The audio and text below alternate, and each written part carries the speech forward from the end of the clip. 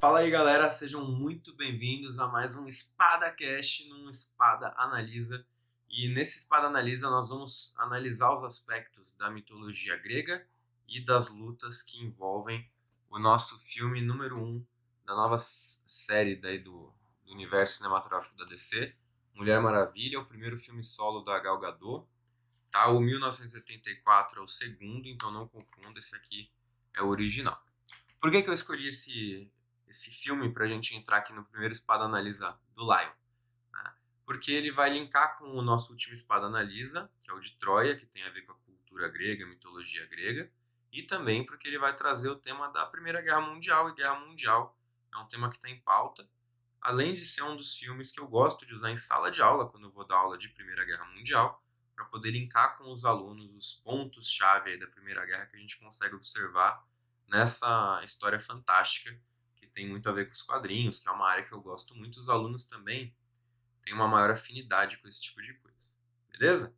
Vamos lá. O primeiro ponto do filme é que começa contando a história dos deuses e uma guerra entre Zeus, né, e Ares. Ares vai matando os outros deuses do Olimpo.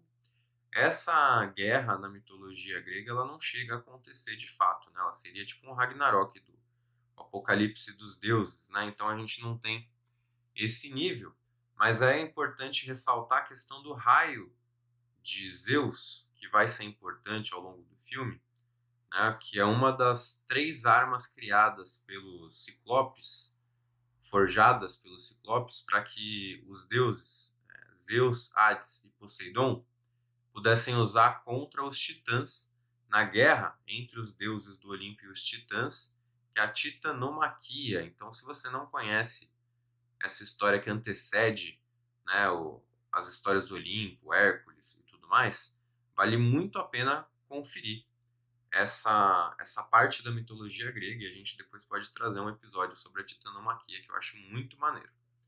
Tá? E aí o que a gente chega de conclusão é que a Diana ela é uma semideusa, né? E no universo aqui da Mulher Maravilha, a gente entende que as Amazonas elas são uma raça que não é humana, criada pelos deuses, onde essas mulheres, inicialmente submissas para impedir as guerras e tudo mais, elas têm já algum fator extra que não é de um humano comum. Então as Amazonas todas vão ter um fator de força sobre-humana, de agilidade, reflexo sobre humanos e de longevidade que o ser humano comum também não tem. E aí entra o detalhe que já que elas são todas longevas, não existem Amazonas crianças, que é uma sociedade feminina, que portanto não tem filhos, e a Diana, ela é uma criança que quer muito treinar. Esse ponto dela querer treinar, e a mãe dela não deixa no começo do filme, ele vai fazer referência pra gente às duas grandes polis gregas que vão ter modelos de educação diferenciados. Então a mãe da Diana tem uma visão mais ateniense, que primeiro a filha deveria estudar, seguir o caminho da cultura, e lá na frente ela aprenderia os caminhos da guerra, das artes marciais e da luta. Já a general do exército, ela tem uma visão de Esparta, mais espartana, onde desde criança ela deveria ser treinada para a guerra e treinada para as artes, saber se defender, né? Essa discussão inicial que tem no filme sobre como seria a educação da Diana, se ela seria um modelo mais ateniense ou um modelo mais espartano, já gera os primeiros conflitos ali do filme entre as Amazonas e leva a Diana para o caminho espartano, só que por baixo dos panos, sem a mãe dela perceber.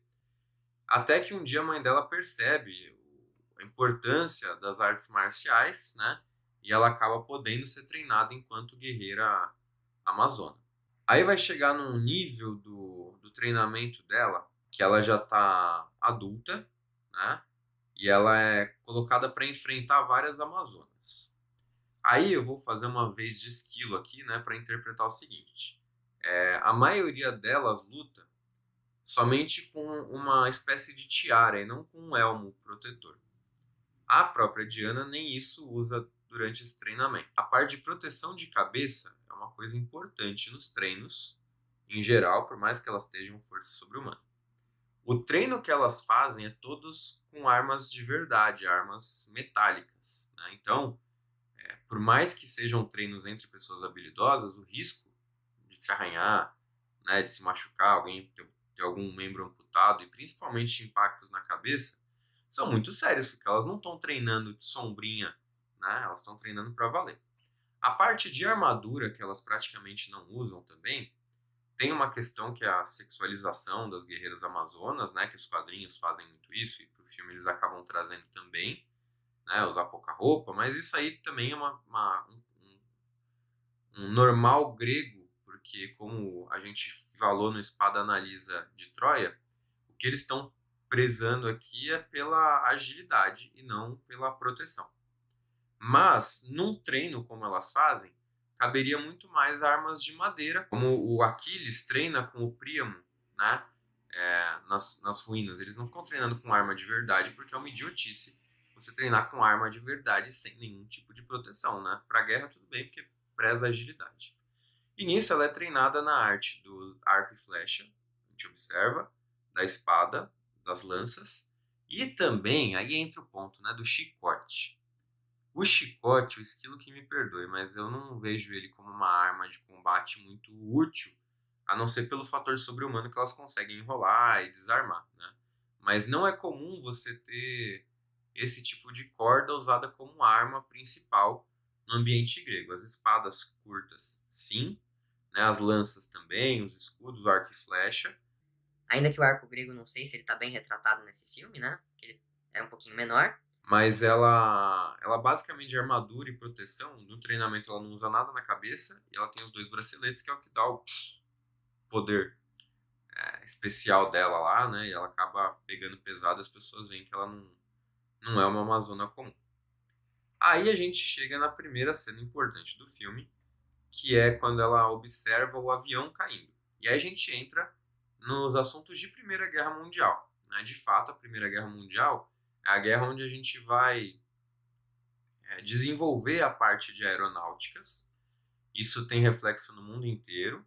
Os aviões monomotores, né, inspirados ali na criação do Santos Dumont, dos irmãos Wright, enfim, já um pouco mais desenvolvidos. E o piloto, na hora que ele está caindo, né, que é o principal, a gente consegue observar do lado dele, primeiro que a estrutura do avião é bem quadriculada ainda, que era de fato o modelo, e ele leva umas granadas no lado dele, que era justamente a granada para você arremessar do avião para acertar em terra, né? Então você fazia um bombardeiozinho com essas granadas, como se fossem granadas de bocal de fuzil que eles soltavam e pela aerodinâmica ele conseguia acertar o alvo. Qual que é a parte muito errada disso? Porque Temícera, em teoria, é uma ilha no meio do oceano e meio que inacessível.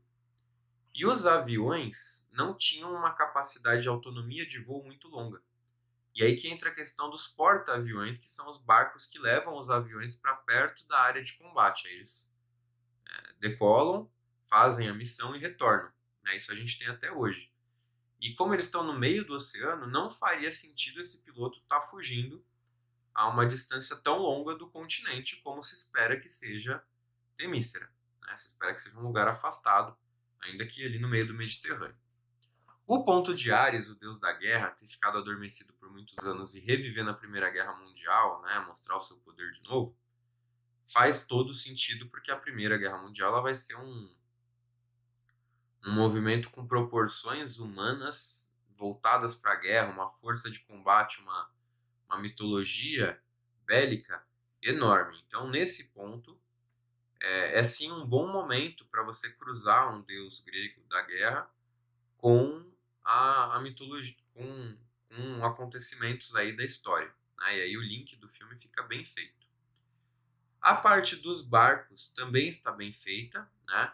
Só que esse modelo de barco que aparece lá com os alemães chegando na costa da praia de Temícera, tirando as embarcações menores, que era para de fato chegar na praia, esse tipo de navio, na Primeira Guerra Mundial, são os chamados encouraçados, que são navios que têm uma carcaça mais resistente para suportar impactos de turbinas, de bombardeios de submarinos, de forma a não quebrar o casco. Então eles são meio que navios blindados. Tá? Onde a gente chega nisso? Que essa Primeira Guerra Mundial ela inicia muito crua em tecnologia bélica, ela vai evoluindo aos poucos, né? Então surge o submarino, aí surge o encouraçado, aí começa a guerra, na guerra de trincheira, aí começam os aviões, os blindados, né, os tanques de guerra. Essa evolução bélica na Primeira Guerra Mundial tem um filme muito melhor se você for analisar essa parte histórica, que é o filme Cavalo de Guerra. Esse filme é fantástico. Depois, se vocês curtirem a ideia, eu até faço um espada analisa próprio dele, inclusive com parceria com os outros para a gente ver as partes de luta, né? Enfim, aí começa a parte do filme que não tem tanto a ver, mas a Mulher Maravilha acaba optando por sair de Temícera, levar esse humano em segurança para longe, né, colocado num barco, e aí começa o flerte dos dois, né, vai virar o par romântico dela. Chegamos na parte do exército inimigo alemão desenvolvendo armas químicas. E isso é também da Primeira Guerra Mundial. A grande cientista que usa os óculos ali, steampunk, né, que tem a cara toda corroída de ácidos, a grande tecnologia de arma química da Primeira Guerra Mundial foi o gás mostarda. Então é normal você ver cenas do pessoal, a partir da Primeira Guerra Mundial em diante, treinando com as máscaras de gás, né, que inicialmente elas iam com um tubo que ligava a um filtro numa lata que ia no equipamento do soldado, e com o passar do tempo elas vão evoluindo. O gás mostarda é um gás extremamente letal, e quando explodia uma granada de gás mostarda, você conseguia matar as pessoas em volta. Essas tecnologias aí desse veneno, desse ácido corroendo, elas têm tudo a ver com a Primeira Guerra Mundial. Os lances de espionagem, né, que acabam envolvendo ali no decorrer do filme, também são característicos, só que eles vão ficando cada vez mais fortes na mitologia moderna. Eu falo mitologia porque assim, são coisas que a gente acredita, mas talvez não seja tudo aquilo, ou se você é das teorias de conspiração, é talvez pior que aquilo. E os equipamentos usados também são fielmente retratados, né? O tipo de fardamento para o frio, as enfermeiras da guerra usando aquelas, ainda como se fossem freiras, né? Usando aquele tipo de touca que cobre a cara inteira. O ponto da cruz vermelha nos braços também já existia, mas ele começa a ficar mais marcante a partir da Segunda Guerra, e hoje a cruz vermelha, a crescente vermelha são símbolos de proteção em campo de batalha. É crime de guerra você atirar contra alguém desse tipo, né? E eles vão angariar para o time deles um índio norte-americano. E aí a gente vai ter o ponto do escocês, do inglês, né, do irlandês e do indígena. E essa noção que o filme passa talvez fuja também um pouco ao contexto da Primeira Guerra Mundial, porque ela dá mais uma ideia dos povos formadores dos Estados Unidos, da América, né? Porque a Mulher Maravilha usa praticamente a bandeira americana de traje, apesar de ela ser de Temícera, não fazia sentido nenhum ela usar aquele tipo de cor, ela tinha que usar cores mais gregas ou mais neutras, cor de couro, enfim. Esse grupo, né, esse esquadrão dela formado, ele vai ter ali meio que os povos fundadores dos Estados Unidos, que é para gerar uma identidade nacional da Diana para com os Estados Unidos, e depois ela virar uma heroína americana, né, apesar dela ser grega. Acho que a parte mais interessante pra gente no finalzinho agora, né, porque o filme vai tendo poucas lutas no geral, é de fato a luta de trincheira, que eu acho que é a cena principal quando ela entra para combate, né, com a roupa dela. E aí o que acontece nessa luta de trincheira? A Primeira Guerra Mundial é chamada no primeiro momento de guerra de trincheiras. E é graças às trincheiras que vai se desenvolver toda a tecnologia bélica que vai evoluir na Primeira Guerra, né? E quando a Diana sai da trincheira liderando um ataque, a gente vai ter a questão do entre trincheiras, que é um ambiente totalmente onde eles colocavam obstáculos, coisas para impedir o avanço rápido das pessoas. E sair da trincheira com o escudo e sem um capacete, as pernas expostas, né? Utilizando um laço e uma espada para se proteger contra rajadas de metralhadora que já tinham na Primeira Guerra, talvez não seja a estratégia mais inteligente que a Diana tomou, né? E ela, graças à força sobre-humana, ao fator divino dela, consegue superar a questão dos gases tóxicos, superar a questão dos tiros, usar a alta agilidade dela para atravessar o campo de trincheiras, que somente começa a ser de fato atravessado quando já tem o domínio das questões dos blindados, né, que são os tanques de guerra, que fazem o passar de um lado para o outro. Na cena da luta final, né, que ela chegando no núcleo alemão para enfrentar o principal inimigo, né, que vai ser o Ares, né, spoiler. Meu Deus, spoiler, né? O filme já tem um tempão, não tem spoiler nenhum. Vai assistir. A gente tem a questão das pistolas alemãs. Aí a gente tem a questão fantástica da balística, que o cara desfere um tiro. E o tiro, a munição bate no bracelete dela, que é super resistente.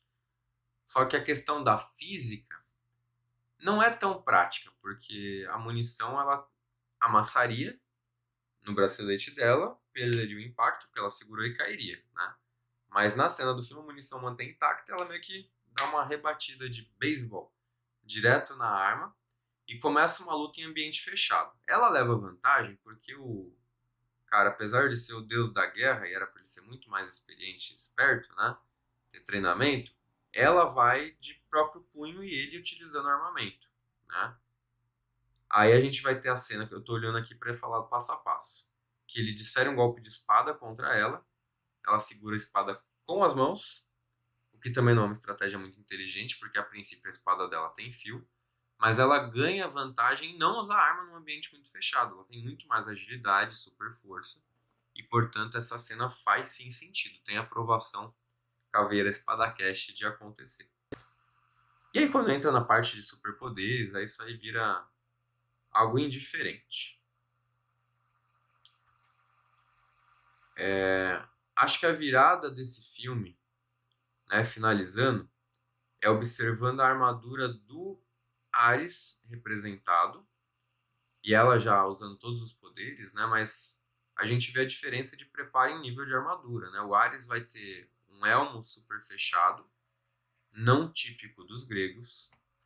A gente vai ter ela exposta só com a tiarinha dela de proteção. Bom, e aí, pessoal, a luta final dela, né, que aí já usando amplamente os poderes, batendo os braceletes dela e tudo mais, aí já vai para o campo do fantástico. Mas eu acho que o que dá para a gente aproveitar muito é a questão de análise de equipamentos, análise das armas desenvolvidas ao longo da Primeira Guerra Mundial, que é uma guerra que revoluciona o tipo de guerra, a Segunda Guerra também, mas eu acho que não tanto quanto a Primeira, muito do que se desenvolveu na Primeira usou-se na Segunda Guerra Mundial. E aí a grande inovação da Segunda em diante são as armas de potencial atômico e nuclear, que são as armas de destruição em massa, que aí é quando já não faz mais sentido você ter pessoas muito bem treinadas na arte de lança, espada, escudo. A Primeira Guerra Mundial ela começou com gente ainda usando espada, para vocês terem noção, em campo de batalha, né? As baionetas ali sendo utilizadas também, os movimentos de cavalaria a cavalo, e ela vai ter esse salto tecnológico num curto espaço de tempo que modifica a nossa relação com os combates modernos. Então, observar uma guerreira amazona usando um escudo e uma espada E um chicotinho. né, contra essas armas, analisando a força sobre-humana dela, tudo bem, faz sentido na mitologia dela, né? Se ela fosse de fato a prova de bala, o que não fica bem claro no filme, né, que se uma bala bater na pele dela, se de fato machucou ou não, faria mais sentido ainda e ela não precisaria usar necessariamente o escudo. Mas essa trajetória, tanto da mitologia grega, né, que desperta o olhar no, nas pessoas e dá aquela instiga, né? A gente vive hoje uma guerra Rússia-Ucrânia, enquanto eu estou gravando esse vídeo, onde as pessoas estão levantando essas pautas na internet como grandes especialistas em guerra, que todo brasileiro é, né? Especialista em futebol, em guerra, em política e tudo mais, mas não são questões tão simples da gente avaliar, tá? E de fato, o conhecimento dela em estratégia, em artes marciais, a formação de equipes úteis, né? Cada um com seu notório saber, se complementando, a questão das aeronáuticas que surgem e modificam totalmente a estratégia de guerra, elas são super válidas. E o filme da Mulher Maravilha, esse primeiro, o 1984, provavelmente não, que eles decaíram tanto em vilão quanto em qualidade de batalha, né? Mas os golpes dela, todos muito bem executados, apesar de muito abertos, né? Ágeis. E é isso aí, gente. Se você também tem mais curiosidade e ainda não assistiu Espada Analisa de Troia, assista. Que daí a parte de armadura comentada, o tipo de elmo, revestimento, né, que em Mulher Maravilha a gente não tem tudo isso, tá muito mais bem explicado. E eu espero ter contribuído um pouco com essa parte histórica, certo? Seja muito bem-vindo, se inscreve aqui no canal se você ficou até o final do vídeo. A gente já tem também a possibilidade de ser membro do SpadaCast, né? Com apenas R$ 1,99 por mês você já consegue ajudar muito, porque a gente precisa de mais equipamentos, mais infraestrutura para a gente melhorar o nosso podcast, melhorar a condição da gente viajar até os nossos convidados. E não deixa de se inscrever, curte o vídeo, comenta aqui embaixo o que você achou, deixa uma sugestão para o próximo e até a próxima. Tchau, tchau.